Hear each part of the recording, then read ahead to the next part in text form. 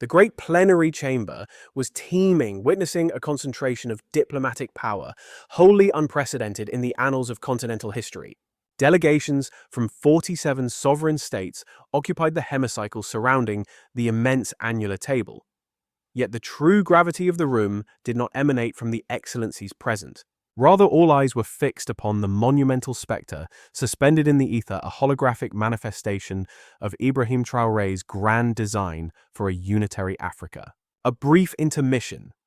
Dear citoyen, if this reportage strikes a chord with your geopolitical sensibilities, we invite you to register your appreciation, subscribe to our bulletin, and declare your geographic coordinates in the forum below. Mes frères et sœurs, Traoré proclaimed, invoking the familial bond of the nations.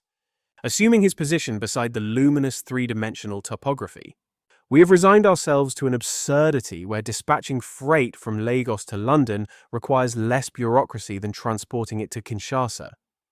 A status quo where a telephonic liaison from Cairo routes to Paris more swiftly than to Cape Town. We have allowed the phantom of colonial infrastructure to keep us fragmented long after the ink dried on our declarations of independence. The luminescent display threw the brutal reality into sharp relief. It exposed a vascular system hemorrhaging outwards towards the European continent whilst our internal arteries lay atrophied and severed. We saw autoroutes terminating abruptly at the artificial frontiers of the nation-state. Railway lines constructed on divergent gauges rendering continuity impossible. Digital traffic compelled to detour through servers in the global north merely to enable dialogue between neighbors. Today, I present the dossier for the African Continental Infrastructure Initiative. This is not mere public works. It is an engineering enterprise of pharaonic proportions, perhaps the most audacious in the history of mankind. At its culmination, we shall stitch together every metropolis via high-velocity rail fiber optic cables of the highest throughput and a harmonized energy nexus. The sheer magnitude of the proposition plunged the assembly into a stunned silence.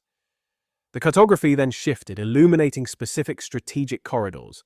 A trans-African train, a Grand Vitesse network stretching 15,000 kilometers, connecting every major urban agglomeration.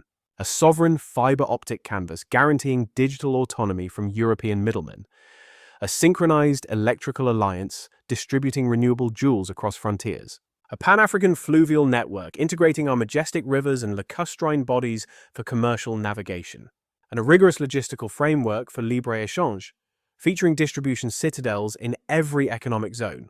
However, while the technical specifications were awe-inspiring, it was the economic prognosis that delivered the true coup de théâtre. Intra-African commerce currently constitutes a distinct lack of our total exchange, merely 18%, Traoré pressed. With this architecture, we project an ascension to 75% within a decade, generating $2.3 trillion in annual internal trade.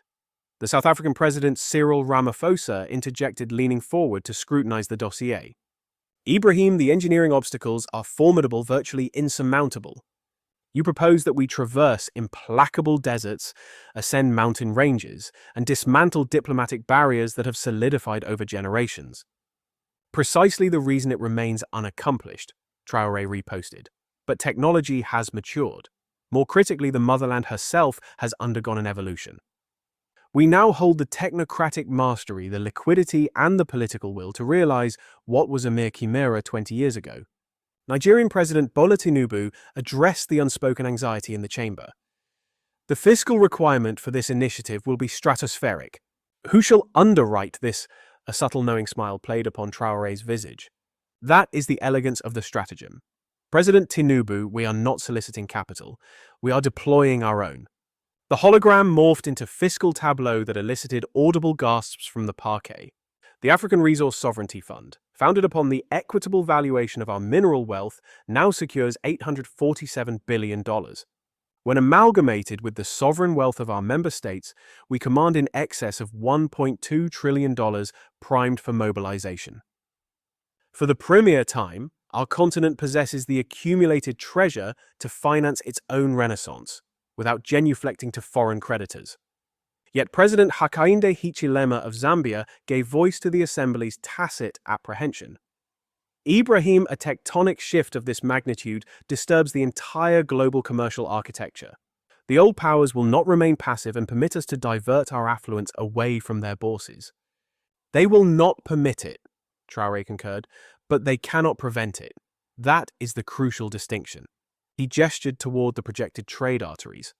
When copper from Zambia travels directly to Nigeria rather than transiting via London, when phosphates from Morocco arrive in Kenya without ever gracing a European dock, when merchandise manufactured in South Africa reaches Cairo via rail bypassing maritime routes controlled by foreign interest, we achieve genuine sovereignty.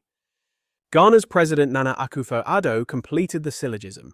More than sovereign, Traoré refined, we become an integrated powerhouse, a unified market of 1.4 billion souls with a gross domestic product of $3.7 trillion, linked by a matrix we constructed and we possess. Yet despite the soaring rhetoric, practical anxieties persisted. President Felix Tshisekedi of the DRC signaled his intervention. Ibrahim considered the logistical nightmare of harmonizing 54 sovereign administrations. How shall we navigate conflicting agendas, incompatible technologies, and diplomatic friction through the African Infrastructure Coordination Authority? Sainty, Traoré responded by swiping to a fresh graphic, a central command staffed by the technocratic elite from each nation enforcing uniform standards and binding protocols for dispute resolution. This was no mere administrative body. It possessed the avant-garde architecture of a supranational engineering authority, far removed from the lethargy of traditional bureaucracy. Uniformity is the watchword. Every rail gauge, every fiber optic cable adheres to a singular standard. Each corridor is designed not for profit, but for the distinct service of the collective interest. Every unit of capital injected fortifies the entire architecture rather than isolated fragments. It was Paul Kagame, the Rwandan president, known for his ruthless pragmatism, who dispensed with the pleasantries. Let us speak of temporality, he demanded. Does the first phase truly commence in 6 months? A high-speed rail network binding West Africa from Dakar to Lagos, piercing through Ouagadougou, Accra, and Abidjan, fully operational within 4 years. Phase 2, the monumental Eastern Corridor connecting Cairo to Cape Town, traversing the strategic hubs of Addis Ababa, Nairobi, and Johannesburg, to be finalized in 6 years. Finally, Phase 3, central integration bridging these axes via Kinshasa, Yaoundé, and N'Djamena. Total continental connectivity achieved in precisely 8 years. Such a Napoleonic schedule inevitably ignited murmurs of skepticism among the assembled technocrats. President Ramaphosa raised a voice of caution. Even with unlimited treasuries, the physical defiance of the Sahara, the dense Congo rainforests, and the Ethiopian highlands remains, is already resolved.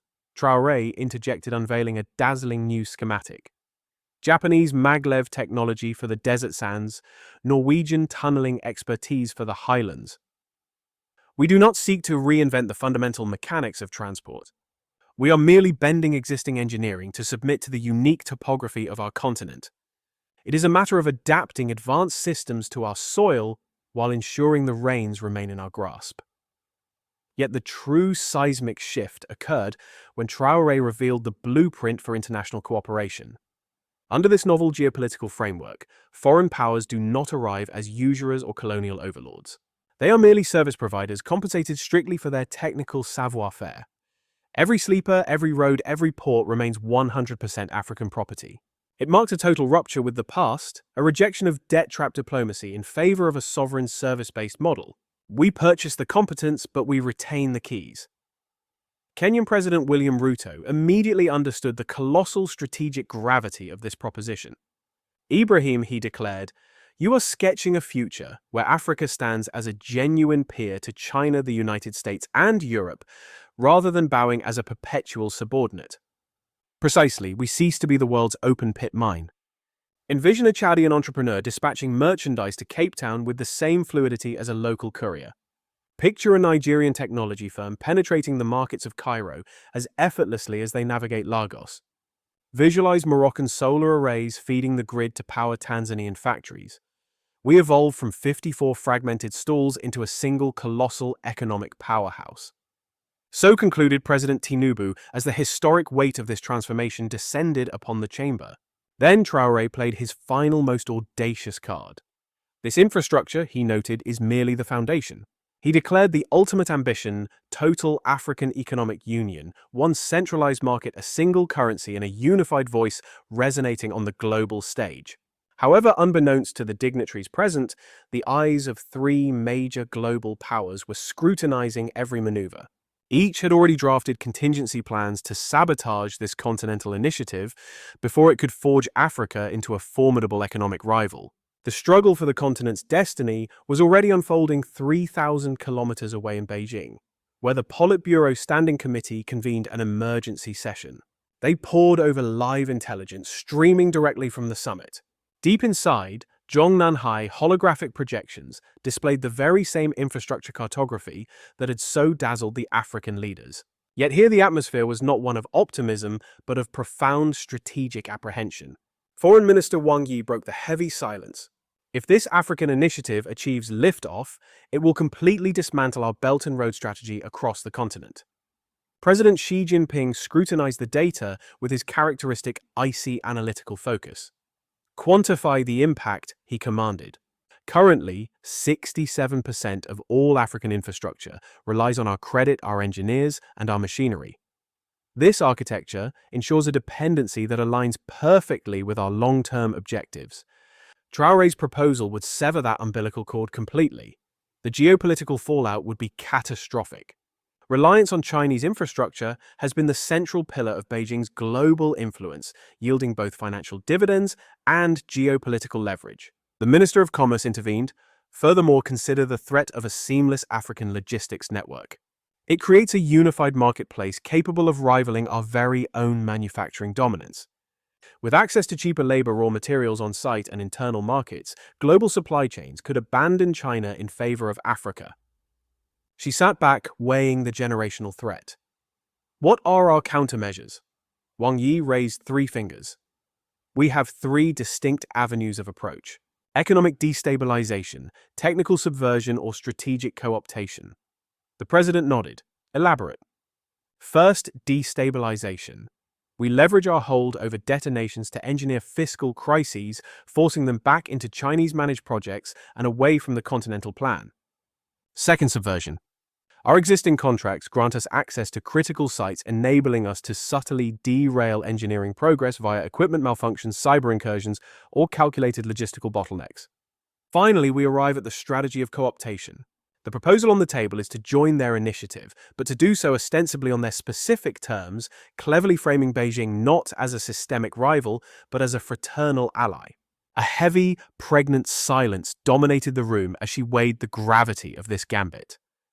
Meanwhile, across the globe, in the corridors of power in Washington, D.C., a radically different security briefing was unfolding within the ironclad walls of the Pentagon.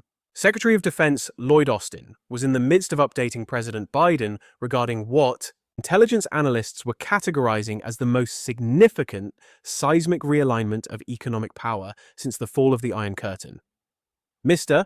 President Austin declared with grave seriousness, if Traoré manages to successfully weave the continent's economy into a single tapestry, we are witnessing the genesis of the globe's second-ranking economic superpower snapping at the heels of China. The ramifications for American strategic interests are nothing short of monumental. Does this development herald our fortune or our decline? Biden inquired, cutting to the chase. It is a double-edged blade, sir. From a purely mercantile perspective, a prosperous Africa unlocks a voracious market for American exports. However, a politically unified Africa will wield immense diplomatic leverage and may no longer feel any compulsion to align with American foreign policy. Secretary of State Antony Blinken interjected to sharpen the point. The crux of the matter is not their wealth, Mr. President. It is their allegiance. Will this new union be forged in concert with the West or as a bulwark in defiance of it? Biden cast a scrutinizing eye over the dossier detailing Traoré's ambitious master plan. What is our current foothold within these projects? He demanded. To be blunt, sir, we are non-existent, came the reply. American enterprises have been relegated to the periphery for 10 years, suffocated by Chinese state monopolies and entrenched European colonial legacies. So, it is not that we are retreating, Biden mused. It is that we are failing to advance into new territory. Precisely, Mr. President. This realization completely altered the strategic calculus. Rather than perceiving African unification as a threat, they began to view it as a latent opportunity, provided it was navigated with finesse. "What is the maneuver?" asked Biden. Blinken turned to his recommendation page. "We commit fully to the endeavor. We publicly champion the integration, offering top-tier technical collaboration alongside financial liquidity and diplomatic cover at the United Nations." Austin, however, maintained a posture of caution. "We must remain cognizant that a continent with frictionless logistics possesses the capacity to mobilize military assets with terrifying efficiency compared to today. We risk creating a web of disjointed alliances that could ensnare American defense initiatives across the region. Or perhaps it renders the very notion of American interventionism on the continent an archaic concept." Biden pondered the weight of this geopolitical shift. Yet the true tremors were reverberating in Brussels, where an emergency convocation of the European Council faced what they perceived as a guillotine falling on their economic lifeline.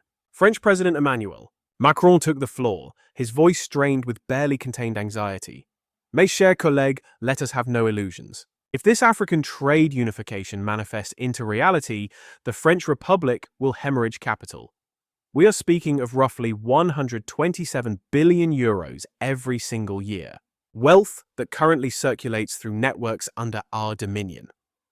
German Chancellor Olaf Scholz lifted his gaze from his papers, his expression somber.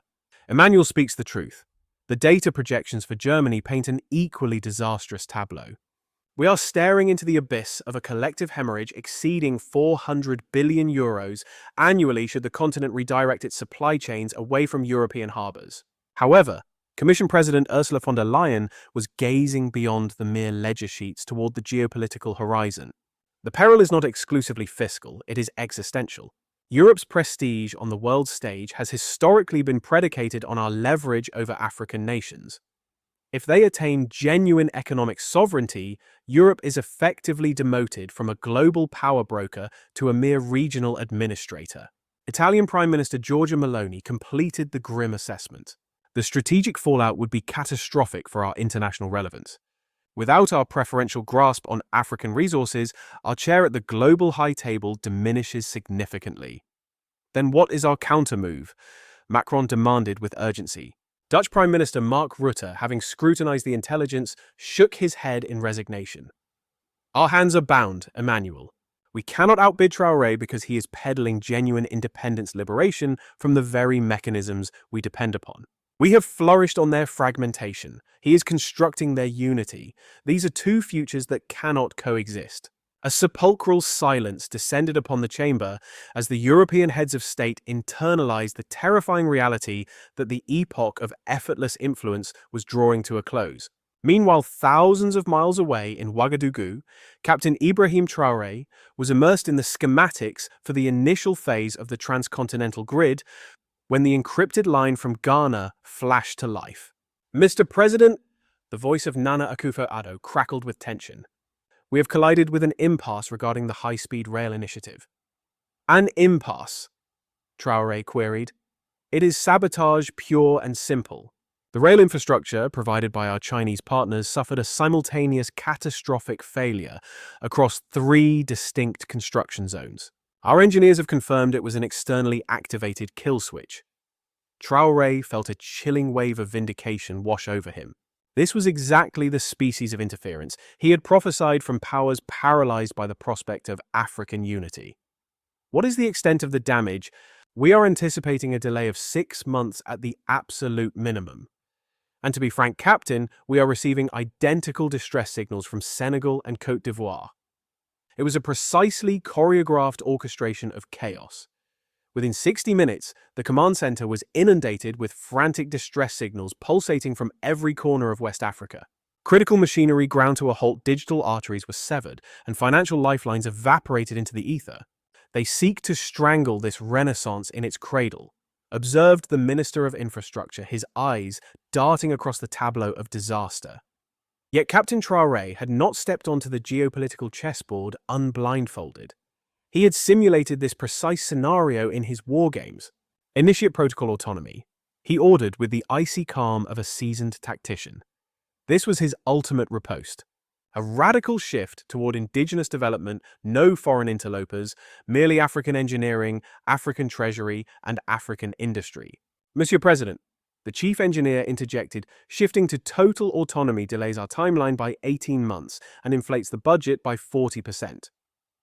A trivial toll to extract for true liberty, Traoré retorted sharply.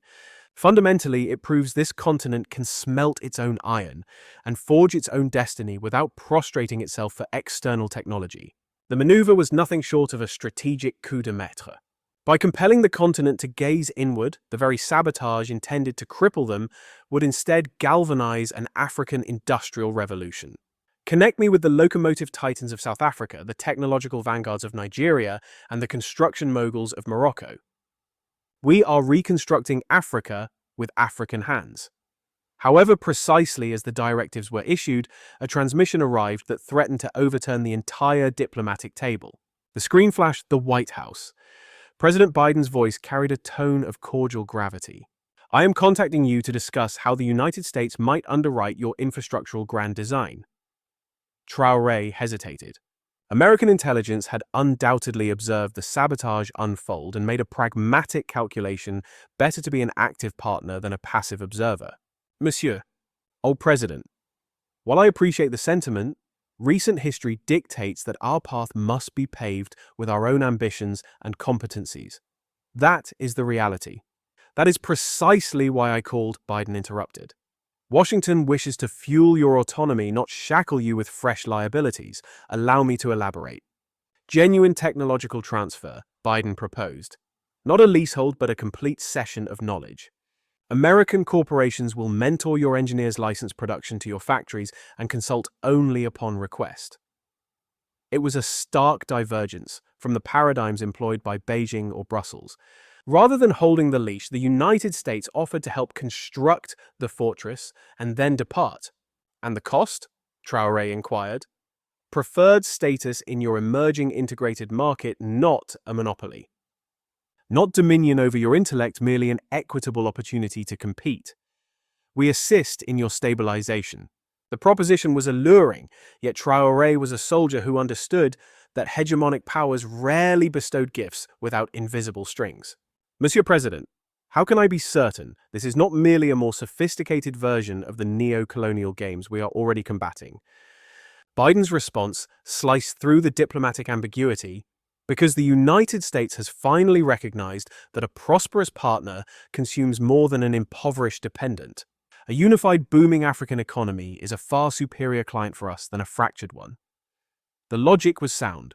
Yet at the very moment Ibrahim Traoré weighed the American alliance, rival intelligence agencies initiated the second phase of their disruption, a stratagem far more advanced and pernicious than mere mechanical tampering or logistical delays. Their objective was to turn African nations against one another through fabricated border disputes, rendering continental projects politically impossible. The genuine battle for the destiny of Africa was only just commencing. In this theater, however, Africans would be weaponized against their own brothers. 2 weeks following the American overture, Ibrahim Traoré was roused at 4 a.m. by encrypted transmissions from 3 African capitals. The dossier he received would expose the most labyrinthine destabilization plot ever launched against continental unity. President Traoré, the voice of Zambia's President Hichilema, crackled through the static. We are in a state of emergency. Congolese battalions have reportedly violated our sovereignty and seized the copper mines. President Tshisekedi claims we invited them a declaration that is categorically false. Before Traoré could formulate a reply, a second line illuminated President Tshisekedi of the Democratic Republic of Congo. Ibrahim Zambian units assaulted our outpost at Sakana. We returned fire in legitimate self-defense, yet they accuse us of invasion. The third transmission arrived from Kenya's President Ruto. President Traoré, there is an anomaly here. We have intercepted irregular military signals suggesting synchronized maneuvers across multiple frontiers. These do not resemble spontaneous skirmishes. Traoré immediately convened an emergency virtual conclave with his supreme intelligence officers and key continental heads of state. They uncovered a masterpiece of strategic manipulation. Monsieur, his intelligence chief briefed the room. Satellite telemetry reveals troop movements that blatantly contradict the official narratives of conflict. Reports are emerging that the so-called Congolese battalions, allegedly breaching Zambian sovereignty, are equipped with technology and tactical gear that bear no resemblance to the standard issue of the DRC military. Allow us to elaborate. President Traoré has determined that the armored vehicles, heavy weaponry, and radio frequencies utilized all suggest mercenaries, funded by external powers staging a grand masquerade as national armies. A crucial piece of this geopolitical puzzle was placed on the board when President Kagame of Rwanda intervened via a highly encrypted diplomatic link. Our electronic surveillance systems had already detected anomalous aircraft movements in the sector fully 48 hours before the violence erupted. These were phantom flights unmarked and silent launching from Chinese military installations to loiter menacingly over the delicate border zones of the African continent. We are not witnessing organic regional disputes. Rather, this is a meticulously manufactured crisis engineered to strangle our continental infrastructure projects in the cradle before they can breathe economic life into the region. However, the sheer technical sophistication of the operation implies something far more sinister than mere rebellion. We are observing a clandestine waltz of collusion between multiple foreign intelligence agencies working in perfect synchronization. President Ramaphosa of South Africa noted the specific blend of hardware Chinese mechanics, European communications, and American logistics. Traoré realized they were facing an unprecedented coalition of global hegemons, united by a singular desire to halt African integration. They are turning our own frontiers into weapons against us. He declared, his voice heavy with the gravity of the betrayal. They are fabricating theatrical conflicts to paint our infrastructure ambitions as dangerous fantasies or logistical impossibilities. Then, the head of intelligence for Burkina Faso placed a dossier on the table that shattered the silence of the command room. Monsieur President intercepts suggests the second act of this drama involves engineered ethnic friction designed to trigger a massive refugee exodus purposely flooding our transport grids. The scheme was truly Machiavellian, sowing chaos to frame African unity not as a path to prosperity, but as a catalyst for continental instability.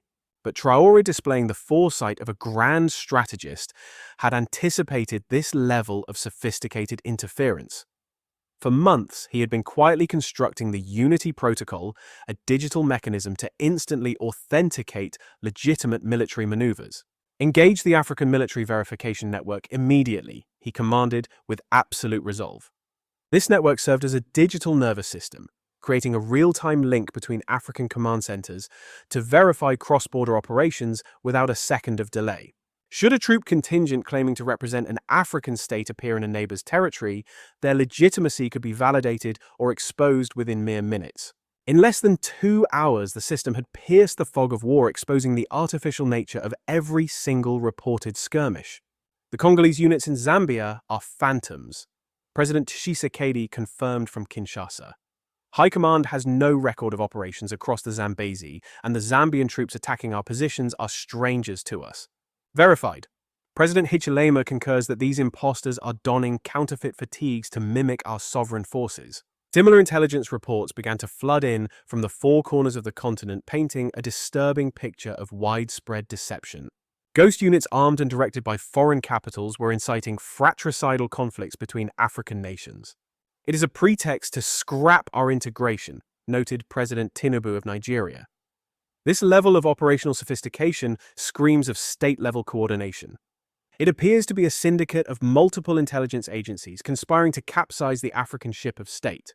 But Traoré was already executing the counter-move of the Unity Protocol Joint African Operations, designed to identify and liquidate these phantom formations. All member nations will coordinate an immediate and total lockdown of border security. Any military unit not verified through our digital network is to be treated as a foreign infiltrator and eliminated on sight. The response was swift and uncompromising. Within 24 hours, Joint African Forces had identified and neutralized 17 separate rogue units operating in the shadows across the continent. Yet the most scandalizing revelation would only surface during the interrogation of the captured infiltrators. Monsieur President, Colonel Ouedraogo reported the captured operatives have confessed to a tripartite collusion involving Chinese, European, and American intelligence services. They were assigned distinct theaters of operation, yet synchronized their movements to maximize the chaotic impact. Their objectives differed. Chinese agents were tasked with the physical sabotage of critical infrastructure. European operatives focused on social engineering, creating refugee crises to justify future humanitarian interventions. Meanwhile, American operatives worked to surgically dismantle African military capabilities that might pose a threat to future imperial incursions. The revelation was staggering. The three major global powers had coordinated their anti-African operations in the shadows, while publicly preaching the gospel of support for African development. The partnership offer from President Biden was merely a diplomatic smokescreen, a facade to hide the dagger. The dust had barely settled on this scandal of American sabotage when the situation shifted yet again. Just as President Traoré began to process the weight of this perceived treachery, an encrypted communiqué arrived that completely upended the narrative. The dispatch came directly from Langley, signed by CIA Director William Burns, addressed to the African leadership. It read, "The operatives your forces detained were not acting on orders from the United States government. They were executed by a splinter cell operating entirely outside of presidential oversight. President Biden had absolutely no prior knowledge of these black operations." The intelligence briefing went deeper into the abyss. "We have concrete proof that identical rogue elements have embedded themselves like parasites within Chinese and European secret services. The conspiracy you uncovered is not government versus government. It is a coordination between organized crime syndicates nesting inside state institutions, hijacking the machinery of power for their own ends. This was either a masterclass in psychological manipulation or a terrifying revelation that the deep state conspiracy originating from their previous confrontation with the Wagner Group had metastasized into this campaign of grid sabotage. The same clandestine mafia-like networks that once attempted to hijack international bodies were now actively eroding the national intelligence agencies from within. Traoré realized that the tableau now coming into focus was far more intricate and lethal than the worst fears of any analyst. Let us be clear, these assaults on the power grid were not acts of statecraft. They were acts of graft. They were being orchestrated by that very same transnational crime ring that had previously attempted to stage a hostile takeover of global institutions. They have evolved much like a virus after we burned their last operation. Colonel Volkov clarified during a classified video link from Moscow. Since they can no longer control the institutions from the top down, they are burrowing into national security apparatuses to launch missions that line their private pockets while masquerading as essential national defense. Volkov, who had ascended to the leadership of the newly minted International Anti-Corruption Agency, had been hunting the syndicate's mutations since their last defeat. "The Chinese nationals your troops apprehended hold no allegiance to Beijing," he revealed. "They answer solely to network bosses embedded within Chinese intelligence who use their official badges as shields for criminal enterprises." President Biden, joining the secure diplomatic line, corroborated these findings with classified intelligence from American agencies. "We have rooted out a rogue faction within our own intelligence community, running unsanctioned missions across the African continent. Those individuals are currently in custody and are facing the full weight of federal treason charges." In a theatrical twist that stunned the room, Xi Jinping requested to join the conference and offered immediate verification. China has unearthed a similar rot. Criminal factions within our Africa detachments have been actively destroying projects that benefit the People's Republic, Xi stated. "We are currently engaged in a ruthless purging of our ranks." Even Emmanuel Macron, speaking for Europe, was forced to admit to the institutional gangrene. European spy agencies had been penetrated by this exact same web. Operations that seemed to advance European policy were in reality funneling profits to a syndicate that served no flag and no nation. The pattern was becoming undeniable to everyone present. The Eyes cartel had realized that direct seizures of power were too prone to exposure and subsequent arrest. Consequently, they shifted tactics to subvert national agencies, launching operations that wore the mask of national interest but solely advanced criminal goals.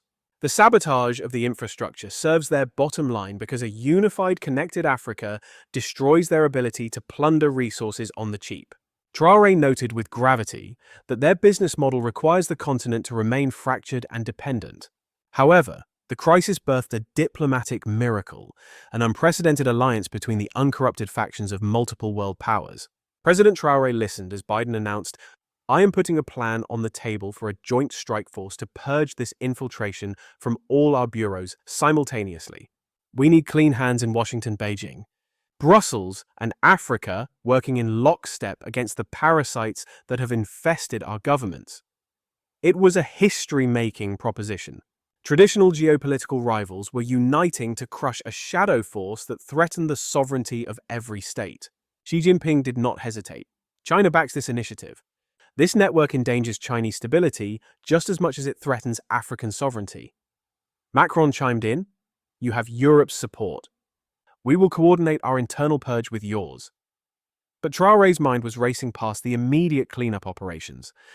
He saw a rare opening to evolve the infrastructure debate into something truly visionary. "What if we do not just cut out the cancer?" he asked. "What if we use this alliance to build something superior?" Biden paused, intrigued. "Walk us through your thinking." "I am talking about global infrastructure integration," Traoré replied. "Not just connecting the African continent, but intercontinental connectivity that benefits the people of every nation, not criminal cartels." The concept was revolutionary. Instead of weaponizing concrete and cables for influence, they would build a single, harmonized global network managed through transparent international cooperation. The Belt and Road American, Investment Aid, European Development Funds, and the African Unity Project all synced to create bridges rather than competing spheres of power. Xi Jinping was the first to grasp the strategic value. Coordinated development would eliminate redundancy and cost a fraction of these competing projects. Biden nodded, adding that it would foster true partnership rather than the old patron-client dynamic. Macron played the devil's advocate regarding the logistical nightmare, but admitted the geopolitical payoff would be well worth the headache. Traoré delivered the final hook to close the argument. Most importantly, a transparent shared grid is impossible for these criminals to hijack. 6 months later, Ibrahim Traoré took the podium at the inaugural session of the Global Infrastructure Coordination Council in Geneva. Representatives from 147 sovereign nations have convened in the Great Hall to witness the commencement of humanity's most audacious collective enterprise. Today, the voice of President Traoré resonated within the chamber. "We are here to demonstrate that nations are capable of construction rather than conquest. We prove that steel and stone can bridge the chasms between us. We illustrate that mutual solidarity offers a bounty far richer than the sterile fruits of hegemony ever could."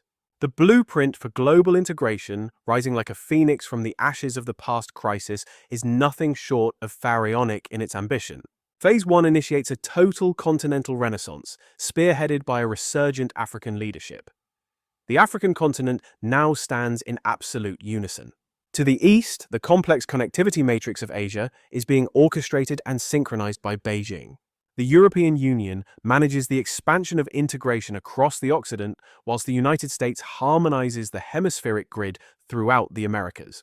Phase 2 heralds the era of intercontinental arteries. The tunnel at the Strait of Gibraltar shall finally suture Africa to Europe. The Red Sea Bridge will act as the sinew binding Asia and Africa.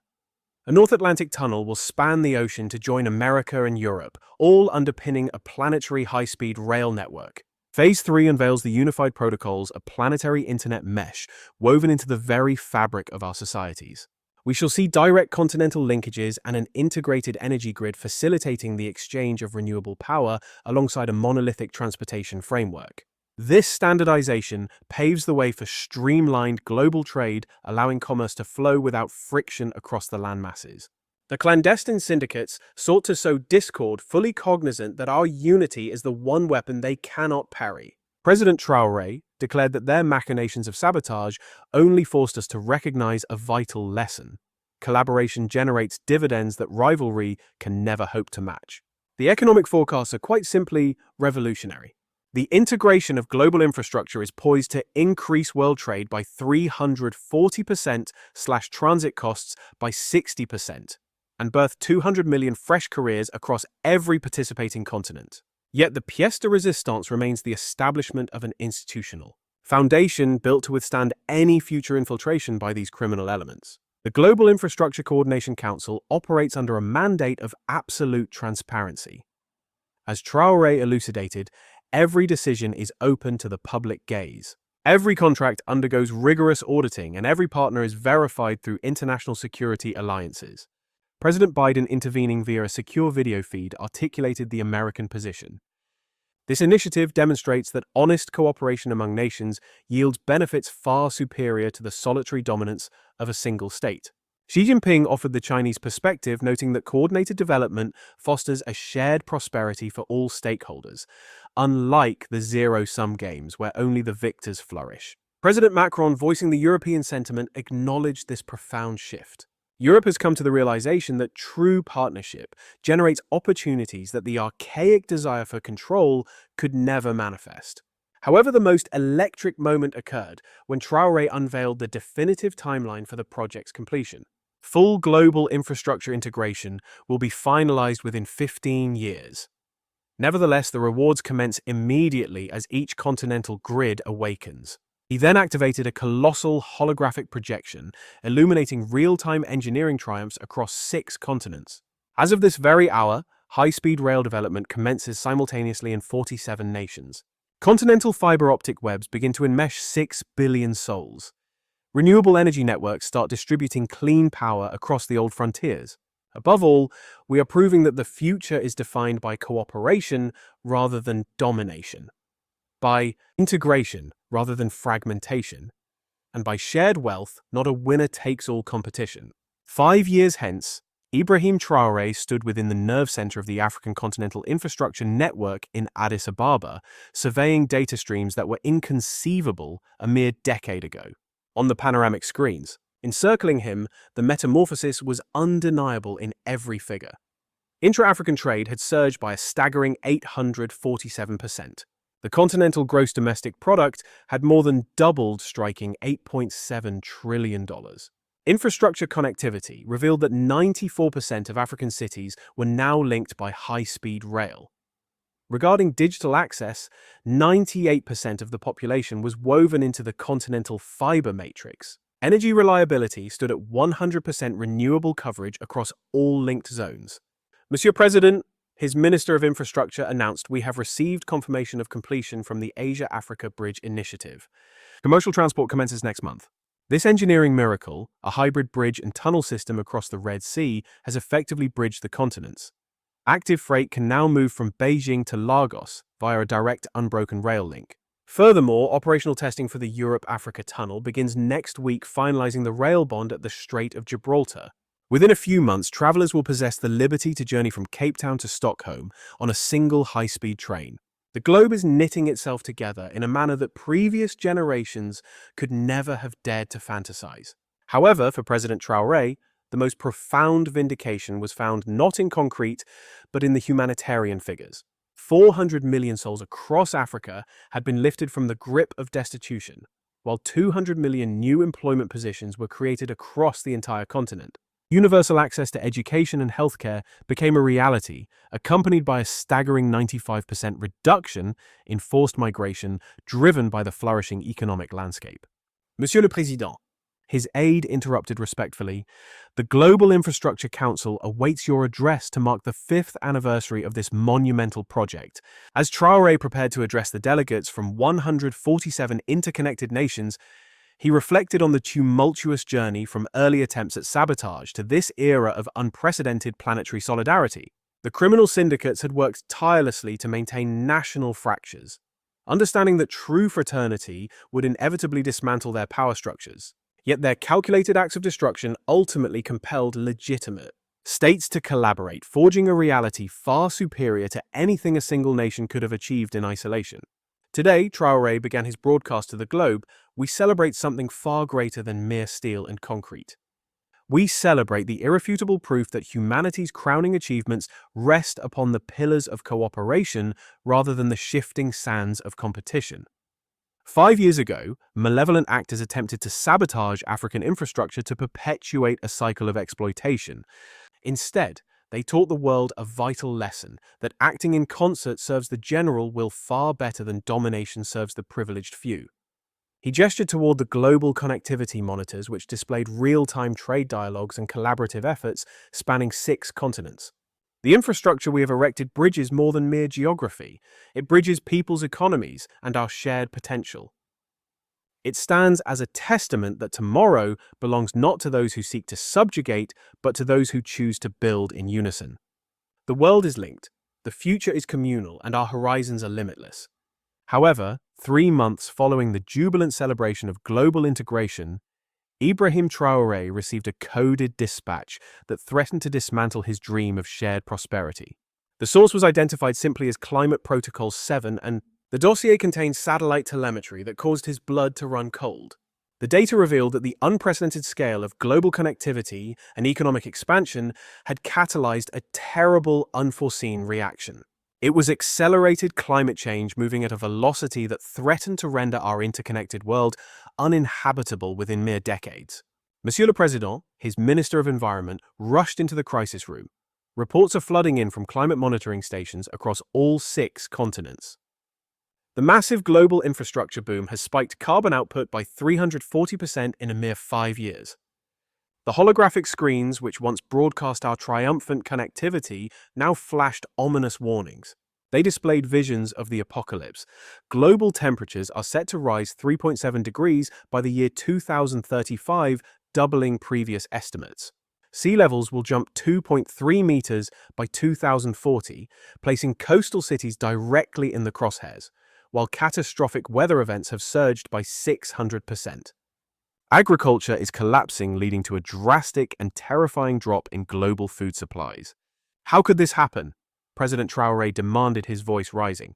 We built everything to run on renewable energy. The grid is indeed clean, his chief engineer clarified. But the economic boom it created sparked an explosion in consumption, production, and transport that has completely overwhelmed our green energy limits. It was a cruel irony. Uniting the planet had essentially pressed the fast-forward button on its own destruction.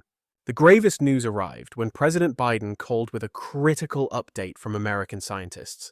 President Traoré, our models indicate that if we remain on this trajectory, the global network we constructed will be physically obliterated by the climate crisis within 15 years. Rising oceans will drown coastal rail tunnels, and superstorms will shatter our continental bridges. Spreading deserts will render the trans-African routes utterly useless. The success story was morphing into a nightmare, threatening not merely the roads and rails, but the very future of humanity itself. President Traoré responded with a heavy heart. Are you implying that unity was a mistake? I am saying that linking the world without simultaneously resolving the climate crisis may have hastened our extinction. The emergency gathering of the Global Infrastructure Coordination Council in Geneva was unlike any diplomatic summit in history. Envoys from 147 nations stood at a definitive crossroads: abandon the wealth they had generated, or gamble with the total collapse of civilization. The mathematics are absolute, stated Dr. Sarah Chen, the premier climate expert. Global integration is an economic triumph, yet an environmental disaster. We have roughly 8 years to either radicalize how the connected world functions or face a total system failure. President Xi Jinping captured the somber mood of the room. Dr. Chen, you are asking us to choose between economic prosperity for billions and the biological survival of our species. No, Traoré cut in, examining the data with his trademark sharp focus. She's saying we must solve both problems simultaneously or we lose everything. With the gravity of a statesman deciding the fate of an epoch, he rose and paced deliberately toward the holographic cartography of the global network. He posed a question of profound dialectic. What if the very cooperation that precipitated this chaos is in fact the instrument of our salvation? What if we do not dismantle global connectivity, but rather sublimate it into a force that reverses climate change instead of driving it? The strategy Monsieur Traoré unveiled over the subsequent hour was of an audacity that surpassed even the initial integration project, the Global Climate Restoration Network. It was no longer a matter of simply linking nations in commerce, but utilizing that liaison to actively heal the planet through a synchronized grand engineering effort. We speak of atmospheric carbon stripping industrial-scale capture facilities at every major metropolis and ocean rehabilitation, vast kelp forests and coral. Recovery projects tethered to coastal grids reversing the desertification, managed reforestation, and hydrological control. utilizing the continental rail arteries, multiplying renewables, harvesting the Sahara's sun, and beaming it globally through smart grids and modifying meteorological patterns via the communications network. We employ the very structures we have built, he declared, to drive this restoration. Traoré elucidated that this is not merely commerce. Every train line transforms into a carbon vacuum. Every power grid becomes an artery of clean energy. Every communication system acts as a nervous system for planetary healing. Dr. Chen scrutinized the blueprints, her excitement palpable.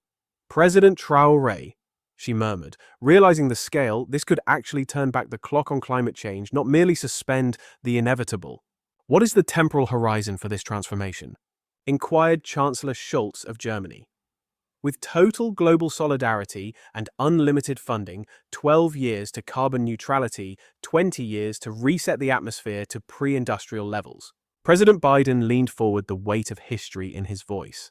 The price tag is $47 trillion over 20 years, but the alternative is the terminus of our civilization. The figure was astronomical, a number to induce vertigo, yet as the leaders weighed it against the cost of civilizational collapse, it began to resemble a necessary bargain. From whence does the capital flow? Demanded President Ramaphosa. Traoré offered a grim, knowing smile. From the same source as the infrastructure itself, the immense wealth that connectivity has generated. We reinvest the dividends of cooperation into our survival. The Global Climate Restoration Network, born in that séance, became the grandest coordinated effort in human history. Every component of the connected world shifted its raison d'être from an engine of consumption to an instrument of healing. 6 months hence, Traoré stood amidst the dunes of the Sahara, observing the first sector of the African Restoration Corridor flickering to life. Endless solar arrays spanned the horizon, a shimmering sea linked by high-speed rail, transporting energy and rehabilitation material across the continent. His Minister of the Environment reported with pride, carbon levels in this sector have dropped 12% in a mere 6 months. The synthesis of solar harvesting, capture technology, and reforestation is surpassing every prediction. But the most staggering evolution occurred in the seas. The coastal hubs that bridged continents had been retrofitted to anchor colossal marine recovery zones. The Atlantic Ocean Bridge serves no longer merely to link Europe and America. The Marine Coordinator updated the assembly. It is now anchoring the largest kelp farm in history. We are scrubbing 47 million tons of carbon from the air, while securing sustainable nutrition for 200 million souls. We witnessed similar initiatives launching across the globe, particularly in Asia. The Shame Himalayan Mandate utilized the continental rail grid to funnel glacial waters, driving a massive campaign to replant the forests. To the north, the Nordic Solar Array beamed clean power across Europe, simultaneously funding efforts to prevent the Arctic ice from succumbing to the melt. In the Americas, the Amazon Restoration Network leveraged connected infrastructure to synchronize the most extensive arborization operation mankind has ever seen. Down in Australia, the Desert Solar Initiative transformed the barren outback into the planet's primary hub for renewable energy. Yet the most audacious venture remained the Global Weather Coordination System. It repurposed the very communication lines built for trade to manage climate patterns across all 7 continents. We are doing more than just linking markets, Traoré declared during the worldwide broadcast marking the first anniversary of the Restoration Agenda. We are stitching together the natural systems that human neglect has so violently torn apart.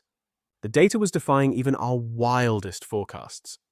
Global carbon output dropped by 67% in just 18 months. For the first time since the steam engine revolutionized, the world atmospheric carbon levels were falling. We saw a 34% drop in catastrophic weather events. The rising global temperatures did not merely stabilize. The planet began miraculously to cool. But the true victory Traoré emphasized was the proof that solidarity heals the wounds inflicted by our competition. 5 years after that emergency session, Ibrahim Traoré looked out from the orbital deck of the Global Climate Monitoring Station. From that celestial height, the transformation stood as a living monument to what a united humanity could construct. The world below displayed the harvest of unprecedented coordination. Green corridors and reforestation zones hugged the rail lines, weaving continuous forest belts across every landmass. The Grand Bleu Network reports a miraculous renaissance of our maritime ecosystems, where life flourishes once again around our subaquatic architecture. Our deserts, once barren expanses of solitude, have been transformed into cathedrals of light, immense solar parks, fueling this global renaissance. We have orchestrated a climatic symphony, bringing order to the chaos of the elements, quelling the tempests, and guiding the rains to nourish the soils that crave them most. From the command station, the President received the historic communique: atmospheric carbon dioxide has officially fallen below the critical threshold of 350 parts per million. We have returned to the atmospheric purity of 1988, effectively reversing the climate tragedy, an exploit without precedent in the annals of human history. Civilization did not merely escape catastrophe, we have actively atoned for and repaired centuries of ecological negligence. A priority dispatch from the surface confirms extraordinary figures for the Global Prosperity Index. Saving our climate did not, as the skeptics feared, lead to bankruptcy. On the contrary, it has enriched the Commonwealth. The ancient paradox is resolved: healing the earth generates far more capital than its exploitation ever could. The era of the green economy is absolute, with industries of restoration now securing dignity and employment for 400 million workers. We witness a sustainable abundance where our revitalized terroir yields harvests far superior to the exhausted soils of the past, driving a veritable explosion of innovation. Resolving these existential challenges ignited a technological revolution across all sectors, granting us a colossal dividend in public health. Pure air and water have eradicated the scourges of environmental disease, sparing the global economy trillions in healthcare expenditures. As President Traoré observed the healed globe rotating beneath him with a wry smile, he realized the ultimate truth: the choice between economy and nature was always a false dichotomy. We have learned finally that a flourishing planet is the very engine of authentic prosperity. His consul signaled a priority communique from the High Council of Global Cooperation. The agenda was no longer crisis management, but the next phase of our evolution, extending this infrastructure to the stars and exporting our model of solidarity. Monsieur President, the text read, "Our triumph on Earth demonstrates our readiness for interplanetary expansion. We request that you assume command of the Solar System Infrastructure Initiative." As Traoré contemplated this mandate, he visualized the complete trajectory of this extraordinary journey. What began as a project to link African nations has blossomed into a planetary movement, proving that solidarity conquers every obstacle in our path. The connected world became the healed world, and this restored Earth now serves as the launch pad for an interplanetary civilization. All of this stemmed from a simple, profound conviction that we build far better together than we ever could apart. 10 years later, Ibrahim Traoré stood at the helm of humanity's premier off-world citadel, positioned strategically at the L5 Lagrange point between the Earth and the Moon. Through the immense bays, he beheld the materialization of a dream that, born in the cities of Africa, now spanned the cosmic void. The Solar System Infrastructure Network draped across the vacuum like a cosmic tapestry woven of ambition and unity. The Earth-Moon Space Elevator has transformed the lunar ascent into a routine commute. The Mars-Earth Transit System boasts high-velocity vessels, reducing the voyage to a mere 30 days, while the Asteroid Mining Network employs automated drones to feed our expansion with limitless resources. The solar collection grid has deployed gargantuan arrays to harvest energy directly from the star that sustains us. The interplanetary communication matrix ensures instant connection across the entire system. Monsieur President Traoré, the Space Infrastructure Coordinator, reported the Mars Colonial Rail is fully operational. We are transporting cargo from the polar ice mines to the equator in exactly 14 hours. Yet Traoré looked beyond these engineering marvels. On his screens, he tracked the profound social and economic shifts enabled by this infrastructure. Earth has become a garden paradise, housing 12 billion souls in comfort, with heavy industry relocated to orbital platforms to preserve our biosphere. The restoration is so absolute that the planet is wilder and more magnificent than it has been for centuries. The Moon has become our grand atelier, where lunar industries manufactures everything from interstellar vessels to daily necessities. These goods are forged by the sun's limitless rays and the vast mineral reserves of the lunar crust. Mars, once a desolate red wasteland, is rapidly greening its skyline, dominated by atmospheric processes linked via massive continental grids, steadily terraforming the environment to support millions of pioneers. Deep within the asteroid belt, the darker mining syndicates connected by hypervelocity transit lines churn out endless raw materials to fuel this relentless expansion. The financial data is nothing short of miraculous. Conferring with his chief economic strategist, the president received confirmation that this interplanetary network has generated wealth deemed unimaginable a mere 10 years prior. The figures are staggering. The solar system's gross domestic product has now reached 847 trillion per year. Humanity has swelled to 15.7 billion souls, spread across 47 distinct colonies. We are generating 10,000 times the renewable power Earth ever consumed in its history. For all intents and purposes, our resources are now infinite. Technological innovation is sprinting ahead at velocities never before witnessed. Yet for President Traoré, the true victory lies in our social progress we have achieved at long-last universal affluence. Across the entirety of our solar dominion, the scourge of deprivation has been eradicated. No citizen lacks sustenance, shelter, proper education, or the dignity of medical care, and opportunities remain boundless. The monumental expansion of our cosmic infrastructure has generated billions of vocations, unleashing the absolute capacity of human advancement and ingenuity. We are witnessing a veritable renaissance, a golden epoch where material abundance and profound connectivity have ignited a revolution in the arts, scientific breakthroughs, and philosophical discourse. Tranquility has ceased to be an aspiration. It is now the fundamental state of our existence. The unforgiving nature of the void mandated a survival pact, effectively dissolving the petty conflicts of old between communities.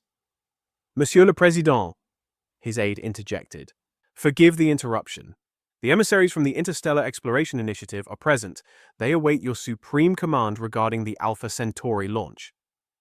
The ultimate horizon, once a distant abstraction, was finally within our grasp. Having mastered the logistical skeleton of our own solar system, the dream of touching distant stars transformed from mere fantasy into an inescapable certainty. Traoré scrutinized the dossier detailing humanity's inaugural public works project on an interstellar scale. A colossal generation vessel engineered to establish a logistical anchor midway to Alpha Centauri, serving as the keystone to make extrasolar settlement a tangible reality. It utilized the precise architectural philosophy that first unified the African continent and subsequently the globe. That same logic, having bound our solar system, is now capable of weaving together the stars themselves. He reflected on this as he prepared to affix his signature, authorizing our expansion into the deep cosmos, when a last-minute communiqué arrived, returning his thoughts to the very beginning. The dispatch originated from the Ibrahim Traoré University in Ouagadougou, the cradle of a new intelligentsia. It is home to a brilliant cadre of African engineers, the very minds drafting the vessels destined to ferry humanity into the heavens. Monsieur le Président Traoré, the message commenced, the student body wishes to inform you that this interstellar flagship shall be christened Continental Unity. This stands as a solemn tribute to the African Infrastructure Initiative, which first placed humanity upon this trajectory toward limitless prosperity. Gazing out at the stellar tapestry about to fall under human influence, he paused. Traoré contemplated this extraordinary odyssey. It all derived from a fundamental conviction that the nations of Africa would gain infinitely more by clasping hands than by fighting over crumbs. That singular concept blossomed into a continental grid, metamorphosing Africa from a mere reservoir of resources into a global engine of production. This regional triumph served as the template for a planetary network binding every nation in a web of mutual benefit.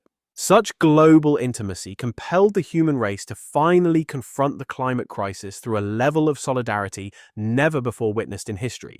The restoration of our planet unlocked the surplus resources and technological leaps required to push outward into the void. That orbital infrastructure provided the limitless energy and materials necessary for a civilization that now spans multiple worlds. And now the mastery of our own solar backyard was unlocking the gateway to the stars and the infinite potential of our species. Monsieur, his aide inquired, what is your official message for the Interstellar Initiative? Traoré allowed a faint smile to touch his lips as he penned his name, giving the green light to mankind's grandest expedition. Inform them that the road from Ouagadougou to Alpha Centauri is merely the prologue. When we exchange rivalry for collaboration, when we prefer bridges to walls, and when collective commonwealth replaces the archaic winner-takes-all mentality, human achievement knows no boundaries. He fell silent, staring into the endless stellar abyss. The universe is immense, yet the power of human unity is superior. The cosmos holds many secrets, but a united species generates more potential than the galaxy itself can contain. Today we authorize the foundational framework for deep space travel. Tomorrow we begin to link the constellations. In time we will realize that the very logic which connected African metropolises shall bind galactic civilizations together. As the signal of approval beamed across the solar network, initiating our next giant leap, Traoré reflected on the vital lesson of this long march. The most critical infrastructure we ever constructed was not forged from asphalt, steel, or starships. It was the architecture of collaboration, the invisible web of trust, shared objectives, and mutual gain that enabled every other triumph. From the heart of Burkina Faso to the edge of the galaxy, from uniting a continent to expanding into the void, the bedrock remains constant. Humanity unlocks its true sovereignty only when we choose to build in unison rather than struggle in isolation. The endless horizon beckoned, and we stood ready to face it as a single solidified species bound across the light years by one simple revolutionary truth that collaboration conquers all. If this vision challenged your perspective on power unity or the destiny of Africa, do not hesitate to leave a remark below. Subscribe for more narratives that analyze deeper than the superficial daily news cycle. And if you stand for a future constructed on partnership rather than domination, remain with us, right here.